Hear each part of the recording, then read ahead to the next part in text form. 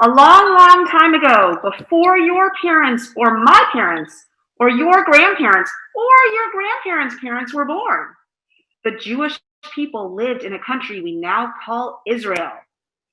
Like we have here in Nashville. In Jerusalem, they had a temple where they celebrated their holidays. But in those days, the land was ruled by the king of Syria, who was named Antiochus. Antiochus did not believe in Judaism. And here is where the story gets not so kosher. The king wanted everyone to be the same as him and to pray to Zeus and other gods of Greece. Greek mythology is so cool. Everyone should pray to Greek gods. Did you know that according to Greek mythology, Chiron was half horse, half human doctor? This made him a centaur for disease control. I guess you can say my misunderstandings of Greek mythology has always been my Achilles' elbow. But I digress, which I'm allowed to do because I'm the king. And not everyone had better listen up to this new law that I'm just making up, which says that all people must worship Zeus and other Greek gods. No more singing Jewish songs. No more playing dreidel. No more Torah. No more gelt or lighting candles.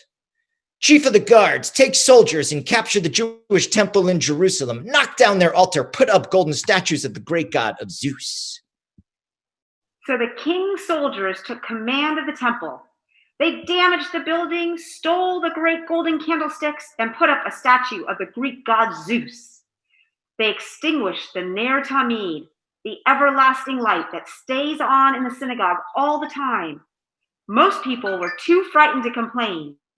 But in the small town of Modin lived a priest named Matttathias and his 5 sons named Yochanan, Simon, Judah, ELAZAR, and Jonathan.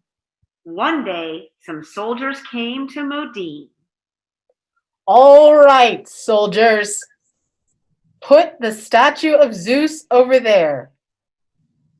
You traitor! We will not bow down before your god Zeus. Shema Yisrael. Listen, Israel. Adonai Eloheinu. The eternal God is our God. Adonai Echad. The eternal one alone. If you are for God, follow me. Many of the people, including Matthias' 5 sons, followed him, and they hid in the hills to plan a rebellion. Before long, they had formed a small army led by Matthias' son Judah. Judah helped win so many of the battles that he became known as Judah Maccabee, which means the hammerer, in case you thought Thor's hammer came first. Judah Maccabee and his army soon drove Antiochus' soldiers out of the land, and they were able to capture the temple back. But when they got there...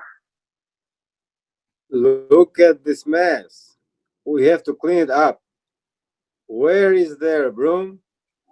It's not here yet. It overswept. Look, the eternal light has gone out. We must relight it right away. Which hand is best to light the menorah with? Neither. It's best to light with a candle called a shamash. Wait, there's only 1 day's supply of oil left. If this was 2020, I would just go get some delivered on Amazon, and it would be here in less than 24 hours. But it's the year 160, so I guess I'll go find a gift shop or someplace like that and buy some. But it will take more than a week to purify it so it can be used in the Holy of Holies.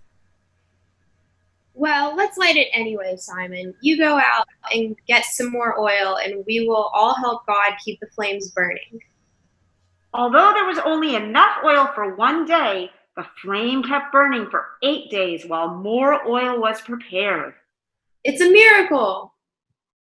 It's a lot like the Children's Academy, where miracles happen every day. When Judah and the people had cleaned up the temple, they held a ceremony to rededicate it, which is where the name Hanukkah comes from. One day, hopefully soon, when it's safe to all congregate again, we will have a ceremony to rededicate our space to Happy Happy Hanukkah Day!